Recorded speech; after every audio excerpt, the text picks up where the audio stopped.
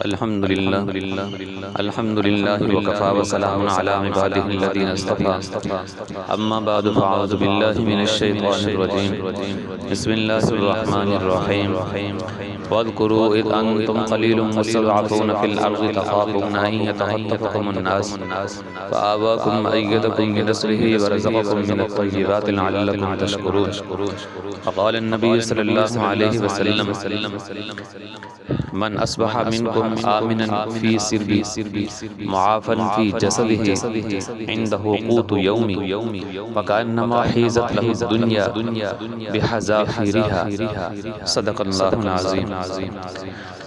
میرے واجب الاحترام عزیز ساتھیو، خاص طور پر اہل سنت والجماعت ایس ایس پی میڈیا کے سربراہان، ابھی گزشتہ قریب دنوں میں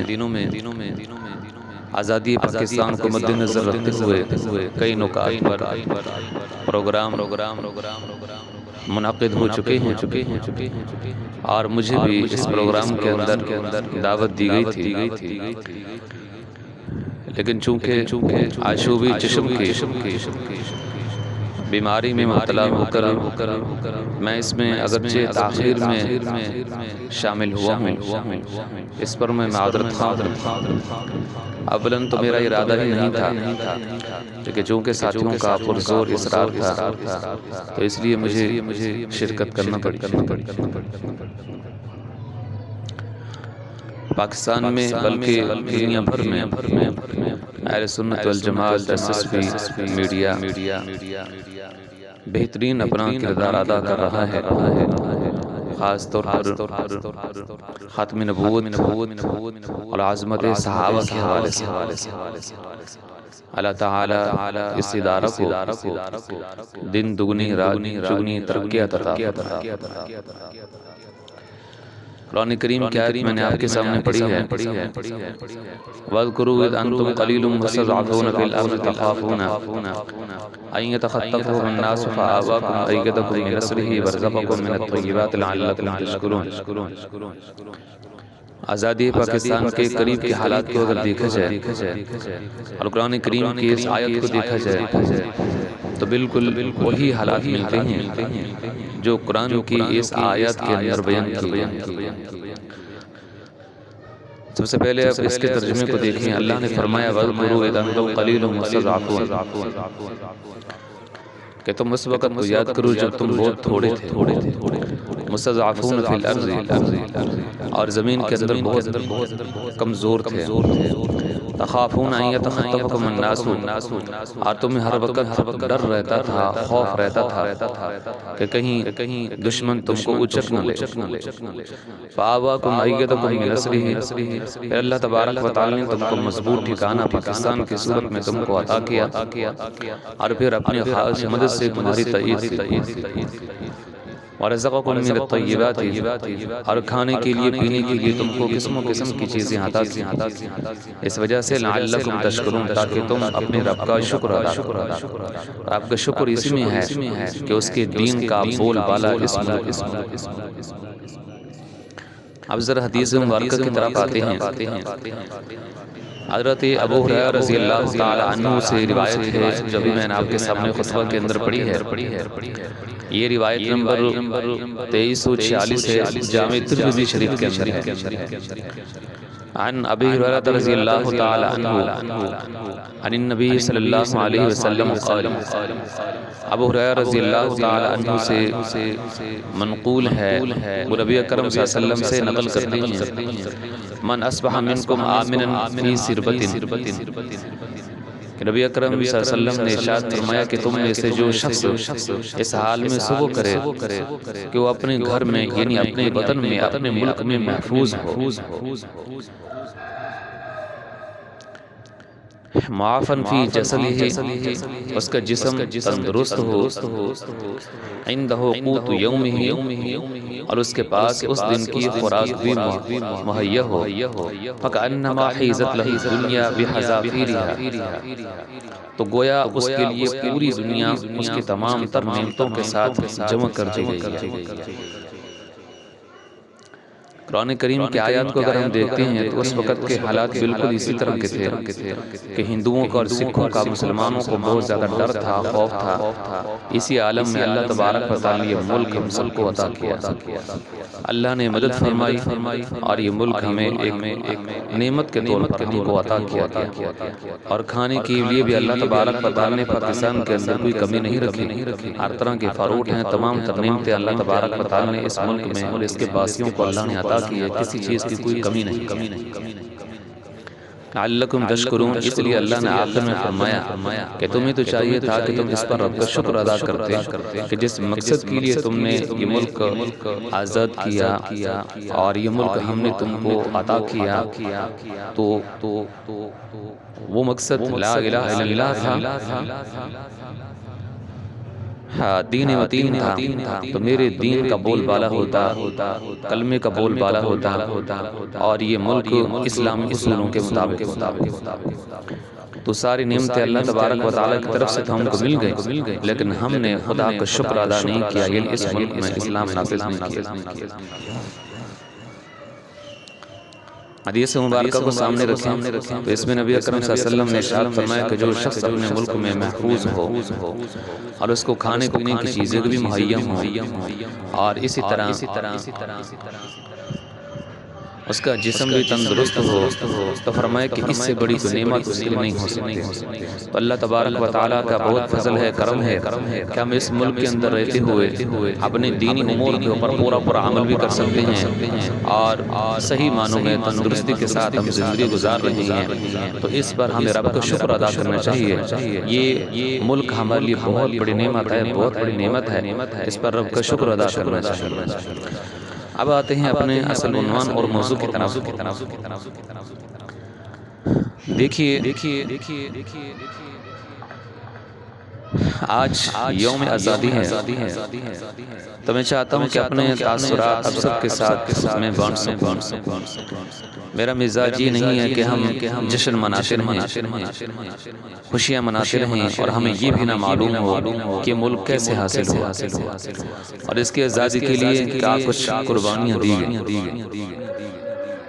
آج جب ہم خوش ہیں تو ہمیں اپنے رب کا شکر ادا کرنا چاہیے، اور خاص طور پر ان لوگوں کو خراج تحسین پیش کرنی چاہیے کہ جنہوں نے اس ملک کی آزادی کے لیے اپنی جانیں قربان کی۔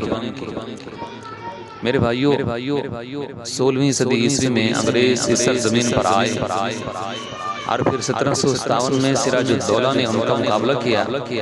بالآخر میر جعفر کی سازش سے سراج الدولہ شہید کر دیا، مگر ان کی قربانی رائیگاں نہیں گئی۔ اس کے بعد 1764 میں جنگ بکسر ہوئی، جس میں ہندو، سکھ اور مسلمان سب نے مل کر انگریزوں کا مقابلہ کیا۔ 1799 میں ٹیپو سلطان بھی میر جعفر کی سازش سے بالآخر شہید کر دیے گئے۔ یہ تمام قربانیاں اگر نہ ہوتی تو شاید آج یہ خطہ اور یہ آزادی ہمیں حاصل نہ ہوتی۔ 1803 کو شاہ عبدالعزیز نے انگریز کے خلاف جہاد کا فتویٰ جاری کیا، جس پر عمل کرتے ہوئے سید احمد شہید اور شاہ اسماعیل شہید کئی علاقوں کو فتح کر کے بالآخر بالاکوٹ کے پہاڑوں پر 1831 کو شہید کر دیے گئے۔ مزید آگے بڑھ کر جب ہم دیکھتے ہیں تو 1857 کی جنگ آزادی میں علماء کرام اور عام لوگوں نے جو قربانیاں دی وہ ناقابل فراموش ہیں۔ اس میں حاجی امداد اللہ مہاجر مکی، مولانا قاسم نوتوی، رشید احمد گنگوہی اور حافظ ضامن شہید جیسے حضرات شامل تھے، جنہوں نے اس وقت انگریزوں کا ڈٹ کر مقابلہ کیا تھا۔ 1870 کی دہائی میں قائد اعظم محمد علی جناح اور علامہ اقبال جیسی ہستیوں کی پیدائش ہوتی ہے، ان کا جنم ہوتا ہے، جنہوں نے ملت اسلامیہ کو ایک نئی راہ دکھائی۔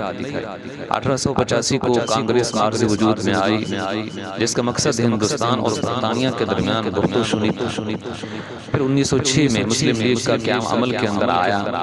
اس کے بعد جنگ عظیم اول کے قریب دنوں میں شیخ الہند مولانا محمود الحسن دیوبندی رحمۃ اللہ علیہ نے تحریک ریشمی رومال چلائی، جو کہ ایک عظیم جدوجہد تھی۔ جب وہ شریف مکہ نے 1917 میں سلطنت عثمانیہ سے بغاوت کی اور برطانیہ کے ساتھ جا ملے تو شیخ الہند کو، جو ہندوستان کو چھوڑ کر حجاز مقدس میں تھے، ان کو بالآخر گرفتار کر لیا گیا اور انہیں مالٹا کی جیل کے اندر 4 سال تک قید رکھا گیا۔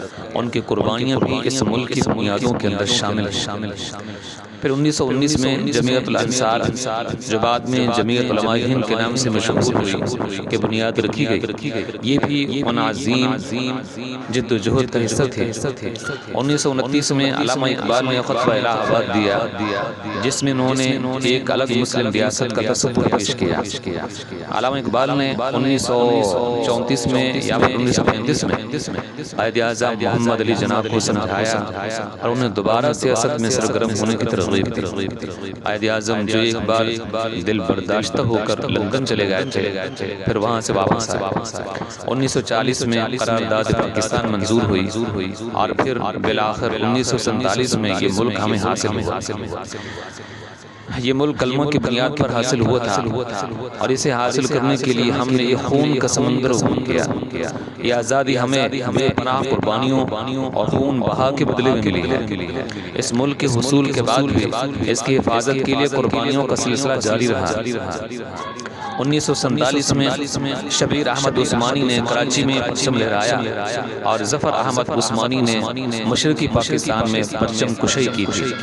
یہ تمام علماء دیوبندی پاکستان کے حامی تھے اور اسی وجہ سے یہ ملک ہمیں پیارا ہے کہ ہمارے آباء و اجداد نے اسے آزاد کرایا ہے۔ پھر 1965 کی جنگ ہوئی، جس میں ہمارے فوجی بھائیوں نے اپنی جانیں قربان کی اور بہادری کا مظاہرہ کیا۔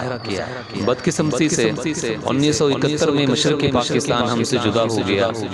آج بھی ہم اس کے لیے دعا گو ہیں کہ اللہ تبارک و تعالی اس کی اور ہمارے ملک کی حفاظت فرمائے۔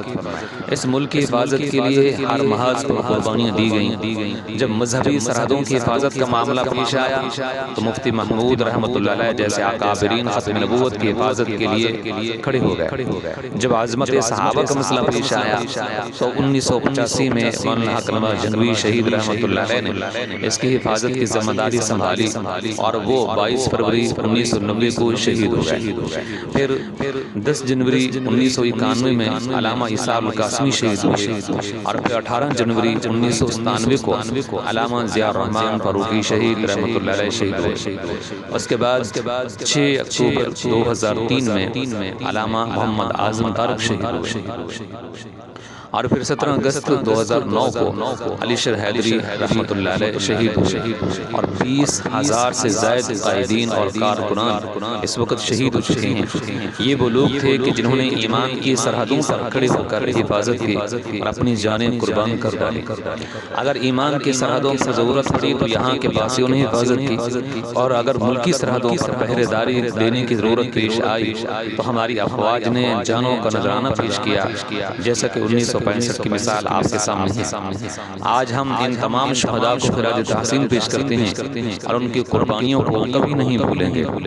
میں اس ملک اور اس کی مٹی سے محبت کرتا ہوں، کیونکہ اس مٹی کی بنیادوں میں میرے آباء، میرے بزرگوں، میرے اکابرین، میرے علماء کا خون شامل ہے۔ میں اس مٹی کو سلام کرتا ہوں، اس ملک کو سلام کرتا ہوں۔ ہم پر یہ فرض ہے کہ ہم اس ملک کے امن و امان کو برقرار رکھیں۔ میں عہد کرتا ہوں کہ جب تک زندہ ہوں اس ملک کی حفاظت کرتا رہوں گا۔ اللہ تعالیٰ اس ملک کی حفاظت کرے اور ان سب کے درجات کو بلند فرمائے جنہوں نے ایمان کی یا ملکی سرحدوں پر کھڑے ہو کر اس کی حفاظت فرمائی ہے۔ وآخر دعوانا الحمدللہ رب العالمین۔